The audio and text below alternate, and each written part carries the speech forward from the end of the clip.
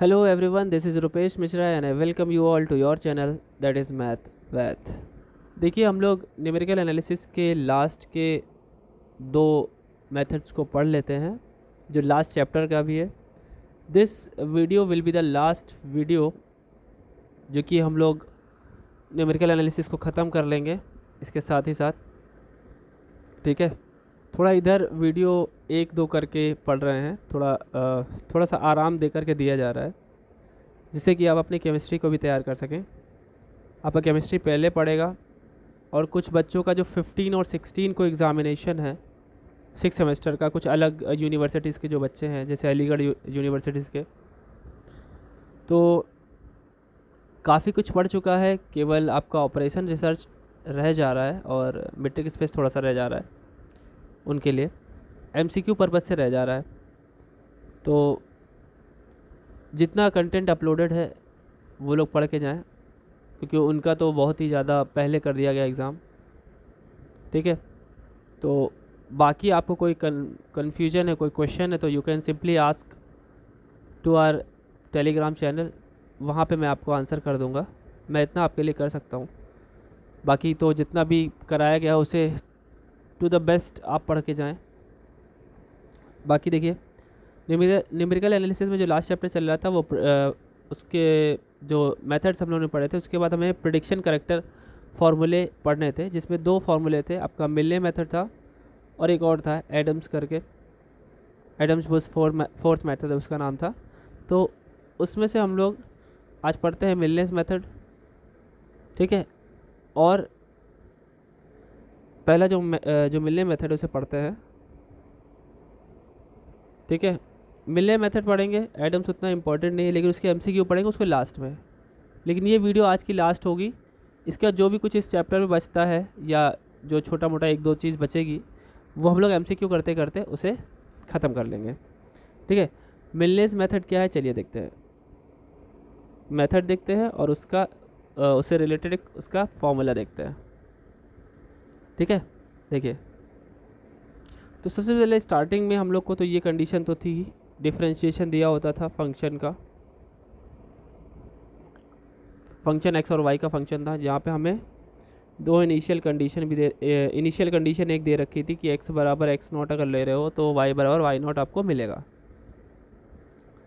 अब आपने क्या करना है, जो मिलने मेथड ने इन्होंने यूज़ किया था वो न्यूटन का फॉरवर्ड डिफरेंस फार्मूला यूज़ किया था, using Newton's forward interpolation formula. ठीक है, क्या था फार्मूला? फार्मूला था y इज इक्वल टू या fx is equal to fx0 तो y0 plus u delta y0 plus u या फिर p जो भी है u -1। स्टार्टिंग में p भी बताया था मैंने, जिनको नहीं पता है वो जा कर के देख सकते हैं। डिस्क्रिप्टिव को देखना बहुत ज़रूरी है आपके लिए, नहीं तो आपको पता है पिछली बार एग्जामिनेशन में क्या हुआ था। u -1 u -2, क्योंकि कई सारे MCQ जो होते हैं वो अपने लॉन्ग आंसर में ही रहते हैं, इसलिए उनका सॉल्यूशन बताना बहुत ही ज़रूरी हो जाता है जिससे कि आप थोड़ा बहुत उसमें आइडिया लगा सकें। अब MCQ में केवल ट्रिक पे कैसे करेंगे आप, अब उसी का डिफरेंशिएशन कर लीजिए। y डैश का आप डिफरेंशिएशन करेंगे x के रिस्पेक्ट में तो y0 तो कांस्टेंट है, जीरो हो जाएगा, वो हट जाएगा। फिर आप करेंगे दूसरे वाले टर्म का, भाई इसका तो जीरो हो जाएगा, इसका करेंगे।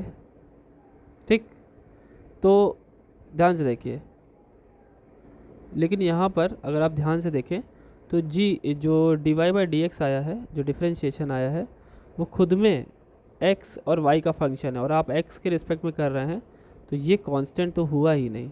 मतलब ये जो हम इसे कांस्टेंट कर रहे हैं ये कांस्टेंट नहीं हुआ, ये भी x का फंक्शन होगा।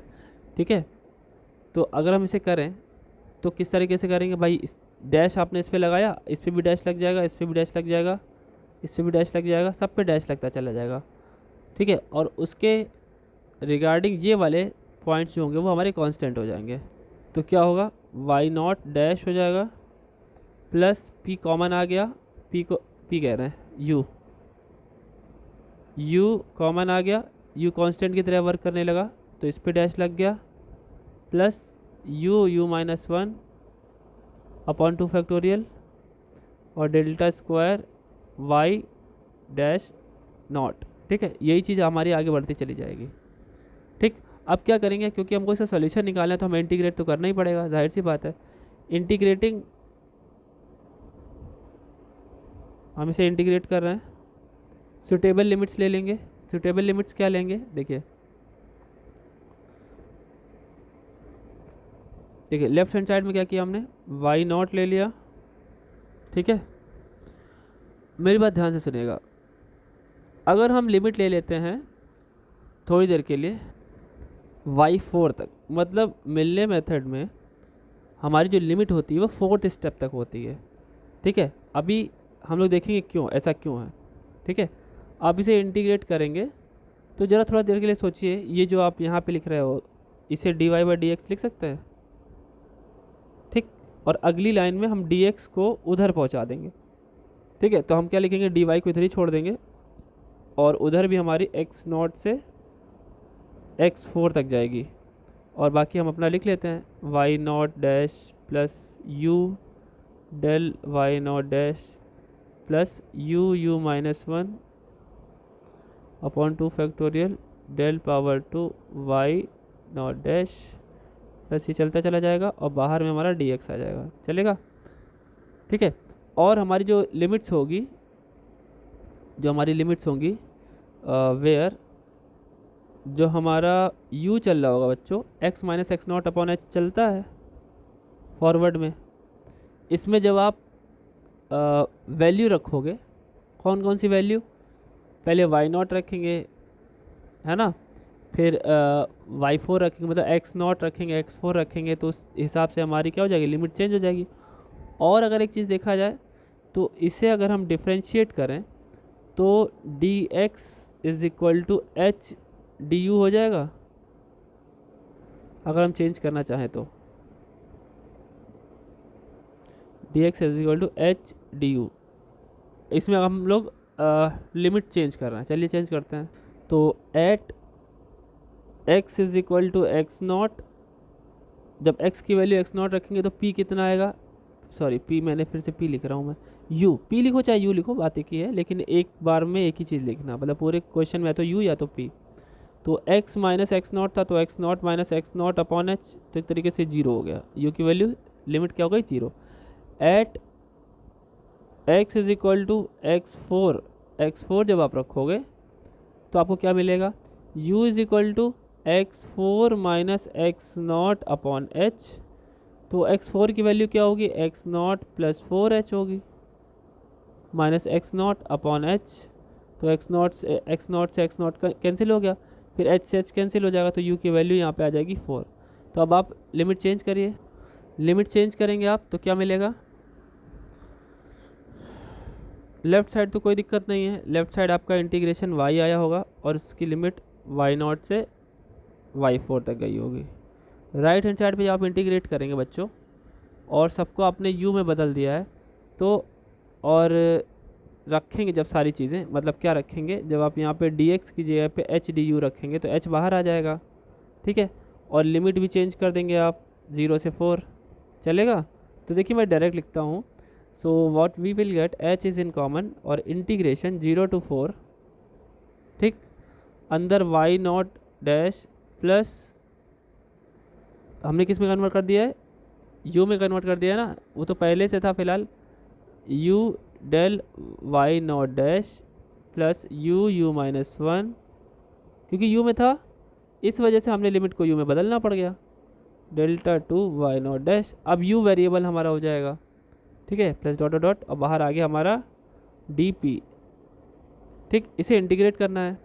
एक चीज़ और ध्यान दीजिए, जब हम इसे 0 से 4 तक ही रोकते हैं, जब हम 0 से 4 x0 की वैल्यू 4 तक या y की वैल्यू 4 तक रोकते हैं, तो हमारा जो ये फार्मूला रहता है बच्चों, इसे भी हमें सिर्फ 4 ही स्टेप तक का ओपन करना होता है। एक स्टेप यहाँ 1 2 3 और एक और, ठीक, एक और कौन सा प्लस आपने लगाया, आपको पता है इसके बाद वाला कौन रहता है, u माइनस 1 u माइनस 2, ठीक, अपॉन में 3 फैक्टोरियल आपको पता है, ठीक, 3 फैक्टोरियल, और यहाँ पे लिख देता हूँ del power 3 Y nought dash, यहीं तक आपको ओपन करना रहेगा। 0 से 4 जाना है तो हमें यहीं तक रहना पड़ेगा। अब इसे हम इंटीग्रेट करेंगे। इंटीग्रेट करेंगे तो हम पूरा इंटीग्रेशन नहीं लिखते, हम आपको डायरेक्टली रिजल्ट बताते हैं। आप अगर कोशिश करेंगे तो हो भी जाएगा, लेकिन डायरेक्ट रिजल्ट समझिए। तो y4 क्या निकल के आता है, वाई नॉट प्लस 4h/3, और इंटरनल में आपका बचेगा 2y1 dash minus y2 dash plus 2y3 dash. अब इन सब का मतलब पता चलेगा जब हम लोग क्वेश्चन देखेंगे। So this function, this formula is what, इसे बोलते हैं हम लोग, इसे बोला जाता है मिलनेस, ये मिलने का प्रेडिक्टर फार्मूला है। ठीक है, प्रेडिक्टर फार्मूला। अभी करेक्टर फार्मूला भी इनका, जैसे दो चीज़ें लिखी थी ना, मिलनेस सॉरी प्रेडिक्टर करेक्टर फार्मूला, तो प्रेडिक्टर ये हो गया। लेकिन अगर इसको इन जनरल लिखा जाए, जनरल फॉर्म में लिखा जाए, जैसे ये तो हमने x is equal to x0 से x4 तक चले गए, इसका जो हमारा जनरल फार्मूला होगा वो क्या होगा, इसी के तरीके होगा। देखिए कैसे, अगर हम यहाँ लिखे n+1, तो 4 से अगर हम 0 लाना चाहते हैं, 4 से अगर हम 0 लाना चाहते हैं तो इसी में से कितना घटा दें, 4 घटा दें। तो n+1 में से अगर हम 3 घटाना चाहें, सॉरी मतलब 4 से 0 लाना था तो क्या करें, 4 घटा दें। तो इसमें से अगर घटाना हो तो कैसे करेंगे, तो 4 घटाएंगे अगर, तो खुद सोचिए यहाँ पे क्या आ जाएगा, n-3 आ जाएगा, प्लस 4h/3 तो कॉन्स्टेंट्स हैं तो उन्हें वैसे के वैसे लिख देंगे। 2, 4 से 1 लाना था तो कितना घटाना पड़ता, 3, तो यहाँ पे भी घटाएंगे तो कितना आ जाएगा, n-2 बचेगा यहाँ पे, और डैश तो है ही।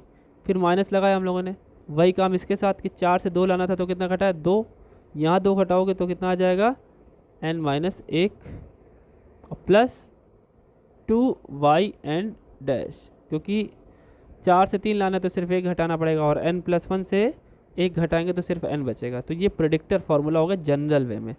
अब चलिए हम लोग क्या करते हैं, प्रेडिक्शन हो गया, प्रेडिक्टर हो गया, अब करेक्टर फार्मूला प्रूव करते हैं। मैं यहाँ पे हेडिंग में भी कर देता हूँ, प्रेडिक्टर है ये, ठीक है, प्रेडिक्टर। अब देखिए जो करेक्टर फार्मूला है इसमें प्रेडिक्टर जैसा ही कुछ है। हम लोग को यहाँ पे x की वैल्यू x0 से x2 तक जानी होती है, इसी तरीके से y की वैल्यू y0 से लेकर y2 तक जानी है इसमें। तो बिल्कुल वैसे ही चलेगा जैसे उसमें कर रहे थे, इंटीग्रेट कर रहे थे y0 से y4, तो यहाँ y0 से y2 हो जाएगा dy, और राइट हैंड साइड पे x0 से x2 तक जाएगा। एग्जैक्टली वही चलेगा आपका जो इंटीग्रेशन में आप कर रहे थे, ठीक है, एग्जैक्टली वही। तो सेम वही का वही कॉपी कर देंगे, यहाँ पे अपना dx हो जाएगा, कन्वर्ट कर लेंगे, इंटीग्रेट करेंगे। सो एट लास्ट आपका जो आंसर आएगा इसका वो y2 में आएगा, is equal to y0 plus h/3 y0 dash plus 4y1 dash. अगर कोई कर सकता है तो मुझे करके ज़रूर दिखाएगा, देखते किसके अंदर कितनी नॉलेज है। पिछले की जैसा ही करना है, अगर कॉपी भी करेंगे तो भी कर देंगे, ठीक है। ये y1 है, ये तो इसका हो गया करेक्टर फार्मूला। अब इसका जनरल भी लिख लीजिए, तो जनरल करेक्टर फार्मूला, ठीक है। देखिए इसी का जनरल फॉर्म लिख दीजिए, y4 is equal, sorry y4 नहीं, n में लिखना है ना, yn+1 is equal to yn-1, वैसे चेक कर लीजिएगा जैसे मैंने पिछले वाले में बताया, h/3 y dash n-1 plus 4yn dash और प्लस yn+1 का डैश, ठीक। ये आपका करेक्टर फार्मूले का जनरल रूप हो गया, ठीक है। देखिए क्वेश्चन देखते हैं इसका।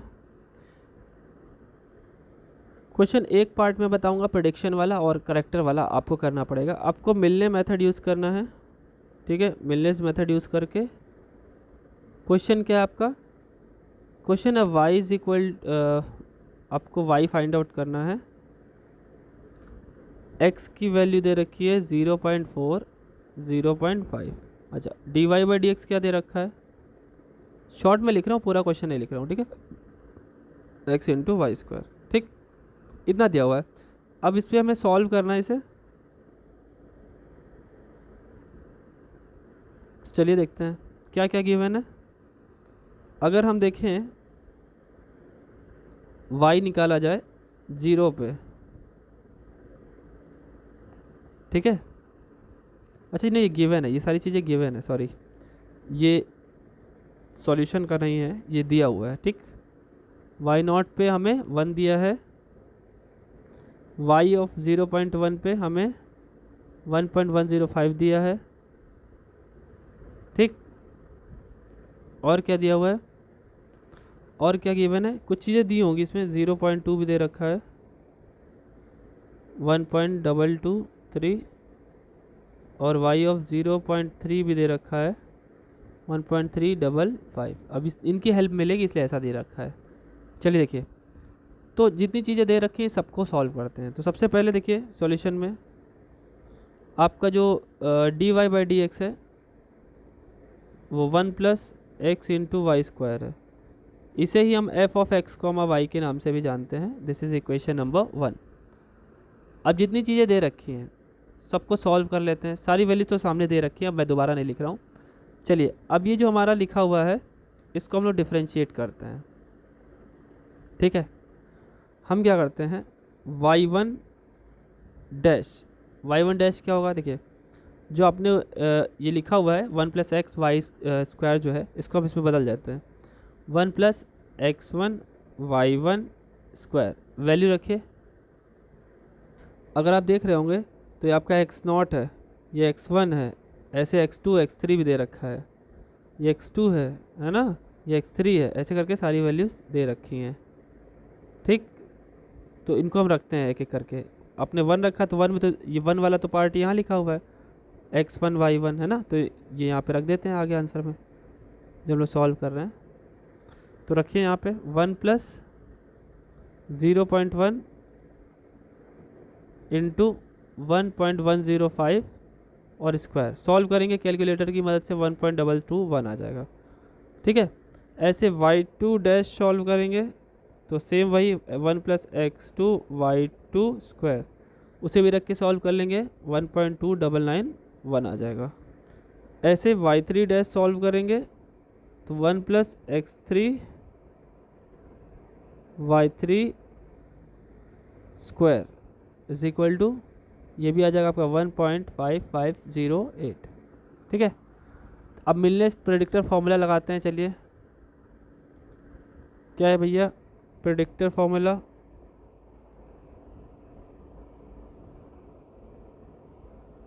प्रेडिक्टर फॉर्मूला क्या है? देखिए प्रेडिक्टर में y4 तक जाता है, y4 is equal to Y nought plus 4h/3। Formula याद कर लीजिए, 2y1 dash minus y2 dash plus 2y3 dash. चलिए करते हैं। तो वैल्यू सारी की सारी पता, वाई नॉट अपना 1 था, 4h की वैल्यू 0.1 है, क्योंकि अगर स्टेप साइज देखेंगे तो अंतर जो आ रहा है x की वैल्यूज़ में 0.1 का आ रहा है। y1 डैश क्या है बच्चों? 1.121 माइनस 1.2991 प्लस 2 टाइम्स 1.5508। सबको सॉल्व करेंगे with the help of what? Calculator. कर लीजिए। तो आपका y4 कितना आ जाएगा पूरा सॉल्व करने के बाद? 1.53 और 6, ठीक। इसी पैटर्न पे आपको करेक्टर फार्मूला का यूज़ करना है, ठीक। प्रेडिक्शन हो गया, ठीक है। तो करेक्टर के लिए देखिए यहाँ पे 2 क्वेश्चन इन्होंने दिए थे, एक x इज इक्वल टू 0.4 वाला क्वेश्चन दिया है और एक x इज इक्वल टू 0.5 वाला। मतलब 2 क्वेश्चन, एक मैं आपको दिखा रहा हूँ, दूसरा आप खुद ब खुद करिएगा, ठीक है। तो चलिए देखते हैं। तो करेक्टर में y4, हालांकि इसमें y2 था लेकिन उसका जो जनरल फॉर्म क्या था, हम y4 पे इसलिए जा रहे हैं कि 0.4 पे पहुंच जाए, क्योंकि 0.1 से स्टार्ट हुआ है, हमें 0.4 की वैल्यू चाहिए, x बराबर 0.4 की। तो 0.4 यानी y4 पे जाना पड़ेगा। तो y4 पहुंचाने के लिए करेक्टर फार्मूला का कैसे यूज़ करेंगे? करेक्टर फार्मूला ये था। y4 कैसे बनाओगे आप? यहाँ पे 3 रख दोगे तो y4 इसमें भी बन जाएगा। तो ठीक है, y4 ही बनाते हैं। जनरल फार्मूला बनाने के लिए करेक्टर फार्मूला हम लोगों ने y2 से बनाना शुरू किया था। तरीका है, कुछ प्रोसेस है, लेकिन बनाया तो हमने n में ही ना, जनरल ही बनाया ना, तो वही करना है, हमें y4 में ही बदलना है। तो y4 में बदला हमने, ठीक। उसे कुछ अलग नाम दे रहे हैं, y4 1 दे रहे हैं, ध्यान से देखिएगा। तो आया y2 प्लस h/3। करेक्टर को 1 से 2 बार इस्तेमाल किया जा सकता है, मतलब ज़्यादा बार भी इस्तेमाल किया जा सकता है। 4y3 dash plus y4 dash, ठीक है, बात समझ में आई? अब देखते हैं ये जो y4 डैश आया बच्चों, ये पीछे में जो हमारा y4 आया है ये वाला, उसी की वैल्यू है, उसको हम यहाँ पे रख देंगे। तो y4 1 जो आया इज इक्वल टू, सारी वैल्यूज रख दीजिए, y2 मतलब 1 plus x4 into y4 square, और बाकी तो आप जान ही रहे हैं, ठीक है।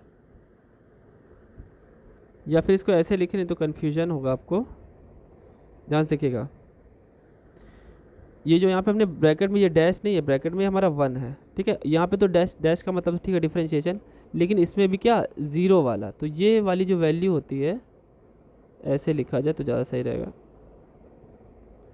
y0 डैश, और यही हमारा क्या है, जैसे उसमें था इससे पहले वाले मेथड में, यही एक तरीके से y4 आपका 0 है, ठीक है। तो इसको यहाँ पे हम उठा के रखेंगे, ठीक है, रख तो देंगे ही।